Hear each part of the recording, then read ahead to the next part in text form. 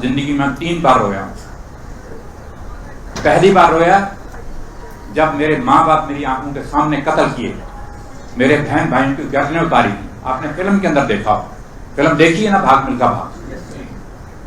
तो वो सारी चीजें मेरी आंखों के सामने बीती। मैं मरते दम तक वो चीज नहीं भूल सकता कि मेरे माँ बाप किस तरह से मारे गए, मेरे बहन भाई किस तरह से मारे गए, किस तरह से मिल्खा सिंह ये पुरानी दिल्ली रेलवे स्टेशन के ऊपर प्लेटफार्म के ऊपर पड़ा था। ना रोटी खाने के लिए थी, ना कपड़ा पहनने के लिए था, ना पानी पीने के लिए था, कुछ भी नहीं। अकेला आदमी घूम रहा है, बताओ, माँ बाप मरे हुए और मैं रो रहा था स्टेशन पे बैठा हुआ। कहां गए मेरे माँ बाप? दूसरी बार रोया, पार्टीशन जो हुई है वो भी मैं आपको बताना चाहता हूं। ये पार्टीशन कभी नहीं होनी थी। ये पंडित जी की वजह से और जिन्नाह की वजह से। अगर ये दोनों आपस में ठीक तरह से चल जाते तो मतलब ही नहीं था कि ये पाकिस्तान बन जाए, इंडिया एक ही रहना। मुझे तो सारी चीजें याद है ना, मैंने अपनी आंखों से देखी हुई हैं सारी चीजें। हमारे गांव के अंदर लोग जो रहते थे बेचारे हल चला के रोटी कमाते थे, खाते थे। वो कहते थे हम गांव छोड़ के जाएंगे तो कहां जाएंगे, कहां जाएंगे हम? अपना भैंस है, गाय है, बैल है, जमीन है, ये छोड़ के जाएं तो कहां जाएं? उनको पता ही नहीं था ये पाकिस्तान इंडिया क्या बन रहा। फिर कोई भी इंसान अपना धर्म छोड़ने के लिए राजी नहीं है। अगर आज मुझे कोई कहे मुसलमान बन जाओ, कभी नहीं बनूंगा। अगर आज किसी मुसलमान को कहो आप सरदार बन जाओ, कभी नहीं बने। तो ये कंडीशन रखी उन लोगों ने हमारे सामने कि अगर आप पाकिस्तान में यहां रहना चाहते हो तो आप मुसलमान बन जाओ और आप यहां पे रह सकते हो। ये हमारे गुरुद्वारे में फैसला हुआ, सरदार सब लोगों ने फैसला किया। कुछ वहां पे हिंदू रहते थे, कुछ सरदार रहते थे। आसपास जो थे सारे मुसलमानों के गांव थे हमारे आसपास, मगर वो लोग हमें कुछ नहीं कहना चाहते थे। वो हमारी शादियों में आते थे, हम उनकी शादियों में जाते थे, बहन भाइयों की तरह रह रहे थे। मगर ये बाहर से जो मुसलमान आए, उन्होंने कहा कहां से गाड़ी इकट्ठी आ रही है, तो आपने काफिरों को पनाह क्यों देख रखी? तो उन लोगों ने हमें ये कंडीशन रखी कि आप मुसलमान बन जाओ तो तब यहां पे रह सकते हो, नहीं तो हम आपको मार देंगे। तो ये गुरुद्वारे में फैसला हुआ कि हम मुसलमान नहीं बनेंगे, हम अपना धर्म नहीं छोड़ेंगे। कोई भी आदमी धर्म छोड़ के राजी नहीं है, तो हम यहां में मरना मंजूर है, हम छोड़ेंगे। तो वहां पे तलवारें चली और सब लोग मार दिए गए, हजारों की तादाद के अंदर लोग मार दिए गए। तो ये मैं आपको बात सुना रहा था कि मैं पहली बार तो तब रोता रहा। दूसरी बार मिल्खा सिंह रोया जब मैंने रोम ओलंपिक के अंदर गोल्ड मेडल मिस किया। मिल्खा सिंह का नाम एक दिन में नहीं बना। 15 साल मिल्खा सिंह ने मेहनत की, 15 साल, और 6 घंटे रोज दौड़ता था। मई जून के महीने में, जुलाई के महीने में आप 10 मिनट दौड़ के दिखा दीजिए, मैं मान जाऊंगा। वर्ल्ड रिकॉर्ड सामने रखा हुआ था। जब मैं प्रेयर करता था, गुरु गोविंद सिंह जी की फोटो, गुरु नानक देव जी की फोटो, शिवाजी की मूर्ति, और सामने 400 मीटर का रिकॉर्ड हुआ करता था। क्या रिकॉर्ड है? वर्ल्ड रिकॉर्ड ये है, इसको तोड़ना है। और ये दिल्ली, मुझे अभी तक मैं भूल नहीं सकता, नेशनल स्टेडियम, यहां ट्रेनिंग किया करता था और हर रोज बेहोश हो जाता था, हर रोज वॉमिटिंग होती थी, ब्लड वॉमिट किया, कितनी बार डेथ बेड पे रहा, ऑक्सीजन लगी रही, मगर इरादा मजबूत था कि मिल्खा सिंह नहीं। मेरा कोच मेरे कानों में आके कहता था, मैं गिरा पड़ा हूं, मिल्खा तूने मेरे से वादा किया हुआ, तूने वर्ल्ड रिकॉर्ड तोड़ना है 400 मीटर का, तूने वर्ल्ड रिकॉर्ड तोड़ना है। ये कोई छोटी बात नहीं है, कहना आसान है। मिल्खा सिंह का नाम एक दिन में नहीं बना।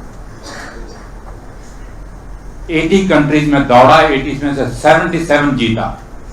आज जनाब पेरिस में तिरंगा झंडा ऊपर जा रहा है, नेशनल एंथम बज रहा है, वहां पे 70 कंट्रीज पार्टिसिपेट करती हैं एथलेटिक मीट के अंदर। मिल्खा सिंह जीत गया, तिरंगा झंडा ऊपर जा रहा है।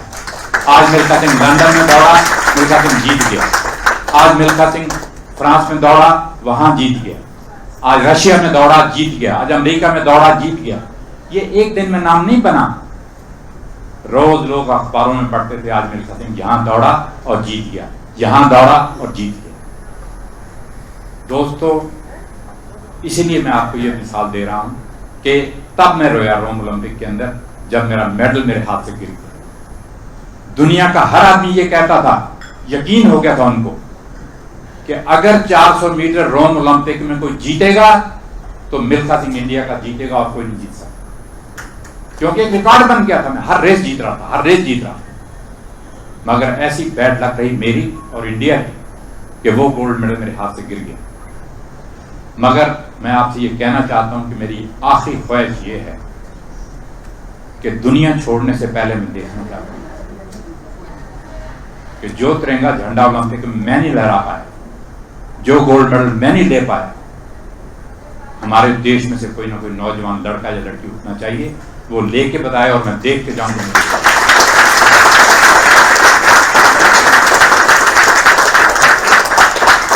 तीसरी बार मिल्खा सिंह रोया जब ये मेरी फिल्म बनी। फिल्म देखने के बाद बहुत रोया। हर इंसान में कमियां होती हैं, मैंने अपनी किसी कमी को नहीं छुपाया। मिल्खा सिंह जेल गया, जेल दिखाई। मिल्खा सिंह ने चोरी की, दिखाई। मिल्खा सिंह ने गर्लफ्रेंड नाइट दिखाई, सब कुछ दिखाया। अगर वो पूरी कहानी मिल्खा सिंह की बताना चाहते ना तो ये फिल्म 15 घंटे भी खत्म नहीं होती। बहुत कम चीजें उन्होंने बताई मगर बहुत अच्छी बनाई। मुझे इस बात की खुशी है कि सारे हिंदुस्तानी जितने नौजवान बच्चे अब आ रहे हैं उन्होंने ये फिल्म देखी, उनके अंदर इतना जोश आया है कि हम भी अपने देश के लिए कुछ ना कुछ करें। दोस्तों, मुझे इस बात की खुशी है कि आप लोग आए हो और मैं आपको ये बताना चाहता हूं, मेरे जमाने में 3 स्पोर्ट्समैन हुए हैं। मैं था, लाला अमरनाथ था और ध्यानचंद जी थे। सुना है आपने ध्यानचंद जी का? लाला अमर जी का नाम सुना है? एक दिन नेशनल स्टेडियम के अंदर लाला अमरनाथ जी से मेरी बातें हो रही थी। मुझे कहता है, मिल्खा सिंह जी मुझे मैच खेलने के लिए 2 रुपए मिलते और 3rd क्लास में हम ट्रेवल किया करते थे, नीचे सोया करते। और आज आप देख लीजिए क्या है। विराट कोहली के पास कितना पैसा है, धोनी के पास कितना पैसा है, सचिन तेंदुलकर कितना पैसा है, करोड़ों के अंदर, अरबों के अंदर। उस जमाने में हमें किसी ने एक पैसा भी नहीं दिया। मैंने 70 रेसेस जीती हैं सब कंट्रीज के अंदर, मुझे किसी ने एक ढेला नहीं दिया। वही लाला अमर जी का हाल था। आगे चलिए ध्यानचंद जी की तरफ। ध्यानचंद जैसा हॉकी प्लेयर आज तक दुनिया में पैदा नहीं हुआ। जब 1936 ओलंपिक गेम के अंदर बर्लिन के अंदर खेल रहे थे तो हिटलर ने यह कहा था कि ध्यानचंद जी आप यहां रह जाइए, आपको जो चाहिए हम देने के लिए तैयार। मगर ध्यानचंद जी ने कहा था, नहीं, मुझे अपनी कंट्री प्यारी है, मुझे वापस जाना। मिल्खा सिंह जब कॉमनवेल्थ गेम्स के अंदर जीता गोल्ड मेडल, पहला गोल्ड मेडल कॉमनवेल्थ गेम्स के अंदर 1958 के अंदर, क्वीन आई, गले के अंदर गोल्ड मेडल डाला और 1 लाख अंग्रेज बैठा था स्टेडियम के अंदर, वेल्स के अंदर, कार्डिफ के अंदर। मेरे ख्याल हार्डली 5 या 7 इंडियन बैठे होंगे 1 लाख आदमी के अंदर। उस टाइम इंडियन होते ही नहीं थे वहां। तो वो गोल्ड मेडल डाल के गई तो वहां पे एक साड़ी वाली औरत क्वीन के साथ ही बैठी थी साइड में। वो भागी भागी वहां से आई, मिल्खा जी, मिल्खा जी, मिल्खा जी। पंडित जी का मैसेज आया कि पंडित जी ने पूछा मिल्खा सिंह से, पूछो क्या चाहिए। आपको मालूम है ना कि फिल्म के अंदर मिल्खा सिंह ने क्या मांगा? 1 दिन की छुट्टी।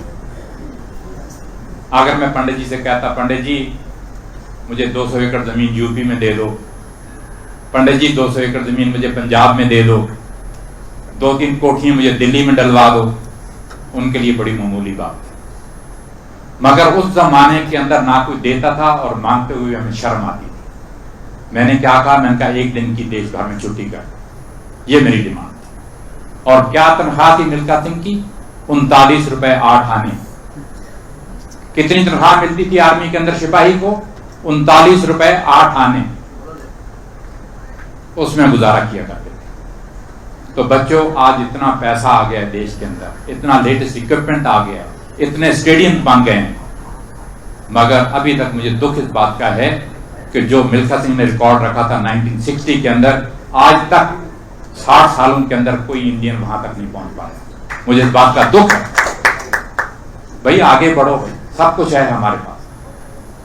हम कहते हैं, बातें जरूर करते हैं, और हमारे प्राइम मिनिस्टर ने भी कहा कि हमारी ये जो ओलंपिक गेम्स हो रही हैं इसके अंदर हम मेडल लेके आएंगे। भाई आप ये बात सोच लो, ये क्रिकेट मैच नहीं है कि आज जीत गए कल हार गए, आज जीत गए कल हार गए, मैच फिक्सिंग हो रही है। ये बात नहीं चलने वाली। वहां पे 220-30 कंट्रीज आती हैं और हर कंट्री अपनी तैयारी करके आती है, जोर लगा के आती है कि हमने हॉकी का मेडल जीतना है, हमने फुटबॉल का मेडल जीतना है, हमने स्विमिंग में ये करना है। एथलेटिक जो है नंबर 1 मानी जाती है दुनिया में। आपको मालूम है ना चीज के बारे में? एथलेटिक जो है दुनिया में नंबर 1 गेम मानी जाती है, और उसके अंदर जो मेडल ले जाता है उसको दुनिया मानती है कि ये आदमी। आज एक हुसैन बोल्ट है जमैका के अंदर, सारी दुनिया कहती है जमैका का आदमी। जब से इंडिया आजाद हुआ है आज तक एथलेटिक के अंदर 5-6 आदमी फाइनल में पहुंचे हैं ओलंपिक के अंदर, मगर मेडल नहीं ले पाए।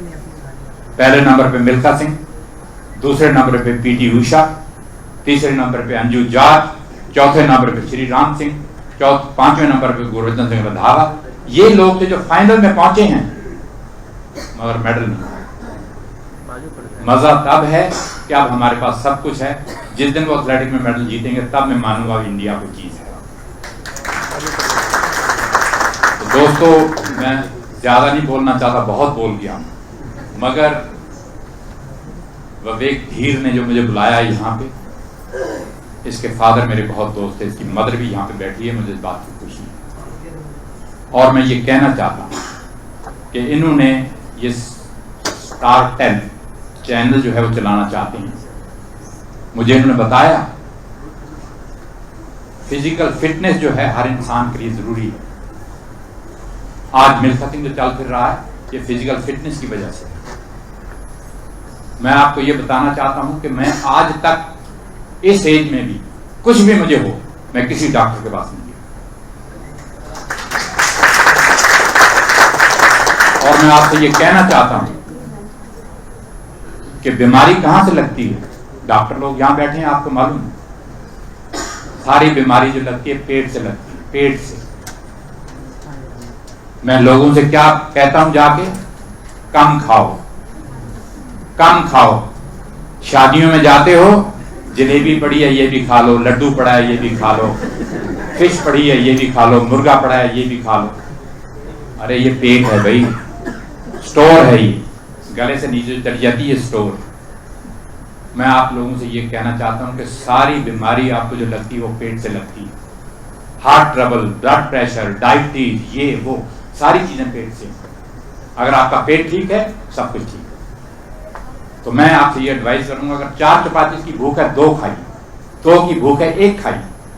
जितना पेट खाली रहेगा उतना आप ठीक रहेंगे, नंबर 1। नंबर 2, मैं आपसे ये बात कहना चाहता हूं कि 24 घंटे में 10 मिनट के लिए ग्राउंड में जाना बहुत जरूरी है। पार्क आपके घर के पास में पार्क हो, कितनी पार्क हैं, जाइए, सड़क पे जाइए।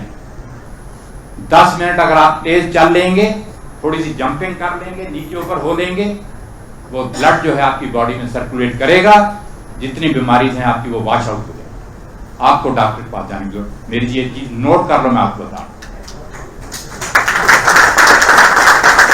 10 मिनट निकालना सेहत के लिए बहुत जरूरी है, बहुत जरूरी है। जो लोग 24 घंटे कुर्सी पे बैठे रहते हैं बाबू लोग, उनसे भी मैं कहता हूं भाई कुर्सी से उठ के कभी ऐसे कर दिया करो, कभी नीचे हो जाया करो, कभी ऊपर हो जाओ, कभी थोड़ा सा चक्कर लगा लिया।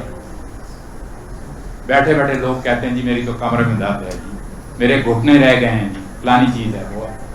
तो मेरा कहने का मतलब ये है, एक्सरसाइज जो है वो बहुत ही जरूरी चीज है, चाहे 10 मिनट के लिए जाए। अब मैं इस एज में ट्रेवल करता हूं, अब जाऊंगा चंडीगढ़ वापस, थक जाता हूं, एज है तो जाऊंगा, ट्रैक सूट पहनूंगा और लेक पे निकल जाऊंगा, जहां पे जॉगिंग करूंगा, जॉगिंग करके धीर साहब को याद करूंगा और वापस। तो ये है कि मैं यहाँ पे आया हूँ आप लोगों से, मैं तो पहले ही कह दिया तो ज़्यादा लंबी स्पीच नहीं करूँगा, मगर दो चीज़ें मैंने आपसे कह दी। आप लोग आए हैं यहाँ पे, आपके बच्चे हों, बच्चों की जिंदगी बनानी है आप लोग। आज मेरा बेटा है, मैं आपको बताना चाहता हूँ कि मेरे घर में Milkha Singh is proud family. मेरे घर में 2 पद्मश्री थे। एक पद्मश्री मुझे मिला जब 1958 में मैंने गोल्ड मेडल जीता कॉमनवेल्थ गेम्स के अंदर, तब मुझे गवर्नमेंट ऑफ इंडिया ने पद्मश्री दिया। और दूसरा पद्मश्री मेरे बेटे को मिला आज से 8 साल पहले, जब उसने यूरोप के 4 गोल्फ टूर्नामेंट जीते। बहुत बड़ी बात। जब मैं उसके साथ ट्रैवल करता था, जाता था, लोग तो कहते थे गोल्फ के तो इंडिया को स्पेलिंग नहीं आते, तो ये आदमी कहां से आपने पैदा कर दिया। आज सारी दुनिया में अगर गोल्फ चल रही है, आज इंडिया में गोल्फ चल रही है, तो मैं जीव मिल्खा सिंह को क्रेडिट देता हूं। ये पहला आदमी था जिसने जाके सारी वर्ल्ड के अंदर ये घुमाया कि इंडियन भी गोल्फ खेल सकते हैं और अच्छा खेल सकते हैं। तो मेरे बेटे को तो मैं ये कहना चाहता हूं कि आपके बच्चे हैं, आपने किसी भी फील्ड में उनको डालना है, डॉक्टर बनाना है, इंजीनियर बनाना है, स्पोर्ट्स में डालना है। जितना बच्चा हार्डवर्क करता है उससे डबल हार्डवर्क माँ बाप को करना पड़ता है, तब जाके बच्चे की जिंदगी बनती है, वरना नहीं बनती। तो मैंने अपने बेटे की मिसाल आपको दे दी है कि आप जाएंगे वापस, ये मेरा मैसेज लेके जाइए, बच्चों को समझाइए। आज बेटी मेरे पास एक आई थी जिस होटल में मैं ठहरा हूँ, वो कहने लगी जी इसको 400 मीटर 100 मीटर दौड़ने का बहुत शौक है, वो चैंपियन बनना चाहते हैं। मैंने कहा इसमें तो मेहनत करनी पड़ेगी, पैसे से तो आप खरीद नहीं सकते इस चीज को। मेहनत करोगे तो आगे जाओगे तो आपको दुनिया में नाम होगा। तो मैं बहुत ही शुक्रगुजार हूँ धीर का, और इनकी मदर आई हुई है, मुझे बहुत खुशी हुई है इनसे मिलकर, बहुत दिनों के बाद इनको मिला हूँ। और आप लोगों का बहुत शुक्रगुजार हूँ कि आपने मुझे यहाँ पे बुलाया और इतनी बड़ी इज्जत और मान दिया। और जो एयरटेल जो ये टीवी चैनल चलाना चाहते हैं, मेरी बेस्ट विशेज इनके साथ। मैं चाहता हूँ कि आगे बढ़ें, आगे बढ़ते। Thank you very much. जय हिंद।